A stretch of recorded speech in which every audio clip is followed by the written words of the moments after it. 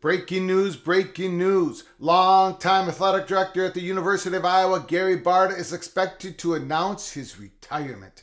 And drama is unfolding in the SEC. Will they stick with their 8-game conference football schedule, or will they go to 9 like we all expected, or most of us expected to happen? It looks like they might stay at 8.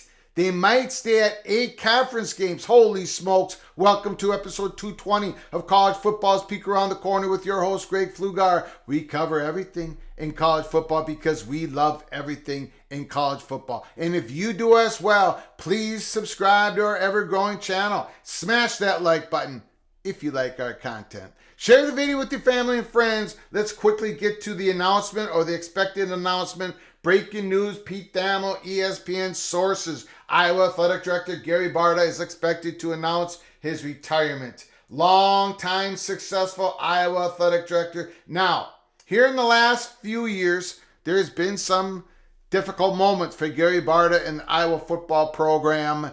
We won't go through it all, but we'll just say here it ended up being the offensive coordinator who's been doing a very poor job in our estimation here at Peek Around the Corner, the son of the head coach, nepotism and all that, hurting that football program. By Gary Barta, longtime successful athletic director. No question about it. We believe Beth Gates is the number one bullet, the number one person who we believe will be the next Iowa athletic director on the hot board list. Number one is Beth Gates. No question about it. She's been at the University of Minnesota, University of Connecticut, Ball State athletic director. We think she's going to get the job. Now, SEC drama is unfolding. Seth Emerson, the athletic, as SEC meetings near chances for an 8-game football schedule or not voting have gone up. This is, wow. It would be great for college football if the SEC went to 9-game conference football schedule, but the chances are starting to decline that that's actually going to happen. A smirk went across the face of Georgia President Jerry Moorhead this week as he overheard a question, will the SEC schedule be finalized next week at the conference spring meetings? It was the knowing smirk of a man who's been dealing with this subject for much longer than he had ever expected. This thing's been going on and on and on and on. I'm ready for this to be done, Moorhead said. We've talked about it. I'm not sure it will get completed next week. We'll see. There's just a lot of dynamics still playing around the issue. A lot of drama in the SEC.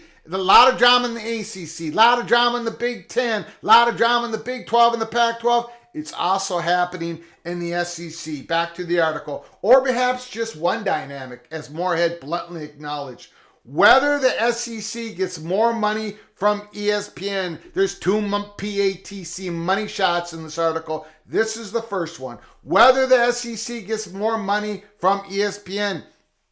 We talked about this before. It's been in other published articles in the last couple months. SEC is not assured of more money if they go from 8 conference games to 9 conference games. Again, back to the article. I may be saying more than the Commissioner Sankey would want me to say, but obviously if you go to a 9-game schedule, you have to be compensated for going to a 9-game schedule, Moorhead said. There's still some dynamics that have to play out with our media partners, so it hasn't been solved. It has not been solved. Georgia's among the schools in that pass has favored going to 9 games. And those schools were long to believe to be in the majority, but during the past few months, support has wavered. And now there's a real chance that keeping an 8-game format will win out.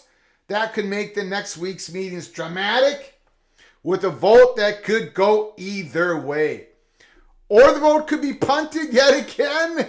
But time is running out. If the SEC does adopt a 9-game schedule, schools have to cancel at least one non-conference game in the 2024 season, and many have their schedules full for seasons beyond that. That and just being tired of debating the subject may spur a decision next week.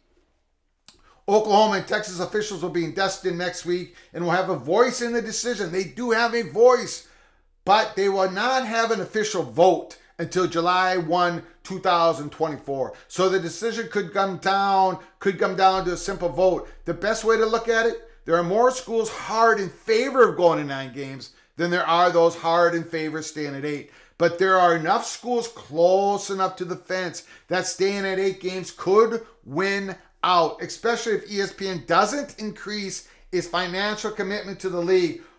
ESPN being mighty selective in how they spend their money going forward, even questioning. They might not even agree to give the SEC more money for the 9th conference game.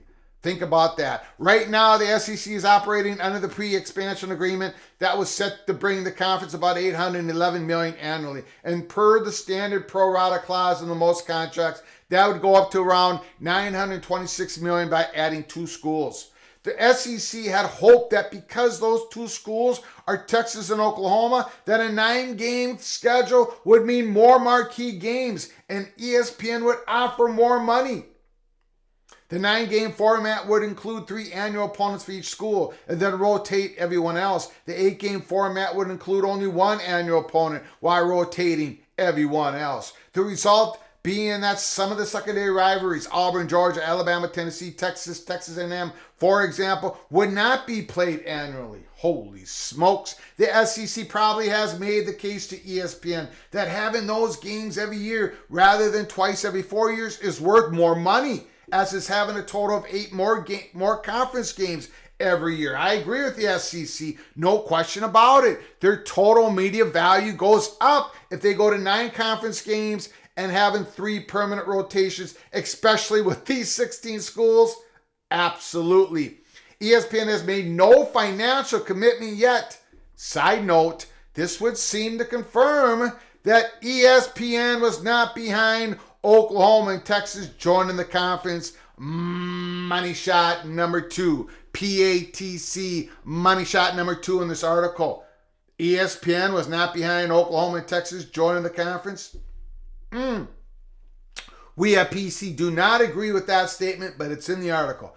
But there still could be something new to sway the vote in Destin. If there is a vote, ESPN could let the SEC people know that. For instance, it would be minimal to paying a certain amount more if the league went to 9-game schedule, or it could just be pointed out that since ESPN and the SEC share the SEC network revenues, more SEC games or more quality games would result in more revenue anyways.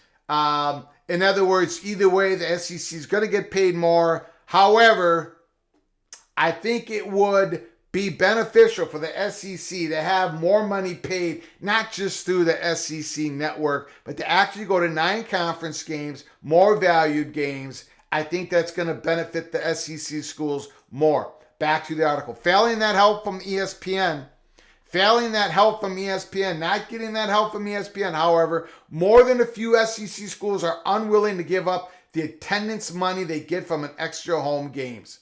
And yes, bowl eligibility is a factor too. So in essence, it becomes a divide between the schools already scheduling 10 or more power conference games per year than those that haven't been. Here's the best guess at where we believe things stand now. Seth Emerson, The Athletic, talking about the factions, the 9 games camp. Texas A&M Athletic Director Ross Bjork has been perhaps the most outspoken advocate, and Aggies officials actually helped craft the original plan for a 9-game format. Georgia, Florida, Alabama, LSU are also in the category of major programs that have already been punching up their schedule with Power 5 teams. However, Alabama Nick Saban has been wavering on the 9-game model, not liking the 3 permanent opponents his team would draw, LSU in addition to Auburn and Tennessee. So Alabama may not be a hard yes, and Moorhead makes it sound as though Georgia's vote, well, that could be moved as well. Texas and Oklahoma had already scheduled SEC schools, Georgia in both cases, Alabama and Tennessee and others, before deciding to join the SEC. So they could use their voice and unofficial vote in favor of 9 games. Missouri, while not an elite football power, has also expressed support for a 9-game format, according to an SEC source. The 8-game camp. The schools that would rather stay with the 8 conference games, not go to 9. Kentucky Athletic Director Mitch Barnhart has been outspoken in favor of staying at 8, saying last summer that it worked out for his school, pointing to the annual rivalry game of Louisville as a 9th power conference game. Ooh, I wouldn't call Louisville ACC a 9th game conference game. But anyways, Mississippi State and Ole Miss are also believed to prefer of having only 8 conference games plus one mandated non-conference game against a Power 5 team. Bowl eligibility plus more home gate receipts are the driving factors. The Mystery 5. Tennessee, which wasn't afraid to schedule Oklahoma for a non-conference series, would seem more likely to favor 9. Auburn also sees itself in the elite category, but both schools, along with Arkansas, also like having more home games and the gate receipts that come with it. Vanderbilt, meanwhile, has also been quiet on its preference. South Carolina is one of those in the supports either option camp. The Gamecocks do already have the annual rivalry with Clemson, so a 9-game conference schedule would give them at least 10 power conference games per year. But athletic director Ray Tanner, speaking with The Athletic in March, said he would do what's in the best interest of the SEC. What happens if there's a vote and it's 7-7? Because that's what it's been so far. Been reported that there's been 7-7 on going between 8 and 9 conference games. It's not clear if Sankey or the SEC office would simply break the tie. The only thing that's clear is Sankey is seeking a consensus or something close to it. He learned under predecessor Mike Slave, who liked to say that on the conference private deliberations, the First Amendment is alive and well in the SEC. And could smile and say that because he knew eventually the league would sell it and not announce the actual vote. Could there be some give and take on the permanent opponents, as it could be in a trading chip to get wavering teams to support a 9-game schedule? Nothing can be ruled out, but all along the permanent opponent in the format has been on the separate track. Each team's 3 permanent opponents in a 9-game format have been known to each school, though not publicly confirmed, since last year's meetings, and has not changed. And finally, could the commissioner put his weight on the scale for one of the options? Perhaps, but Sankey is more likely to stand back and let his presidents take the lead. That's why next week could look like this. Coaches talking about it publicly Tuesday and Wednesday. Athletic directors lay the groundwork for a final decision. Then presidents come in Thursday, hash things out, and vote on Friday. But not voting is also an option. Not a desirable option, but an option. So put down your comments in the comment section below the video. Do you think the SEC will actually go to a 9-conference game schedule? Or will they stick with 8? I think they're going to go to 9. I think something's got to be worked out with ESPN. Something. ESPN has got to give the SEC a little bit more gravy to go with their potatoes. That has to happen. I think it will happen.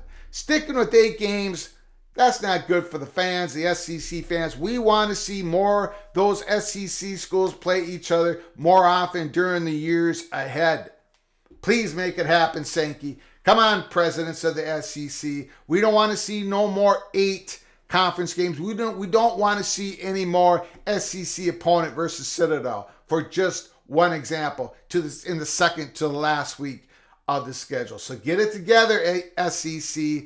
Drama is unfolding behind the scenes. Hopefully, we'll get a resolution by the end of next week.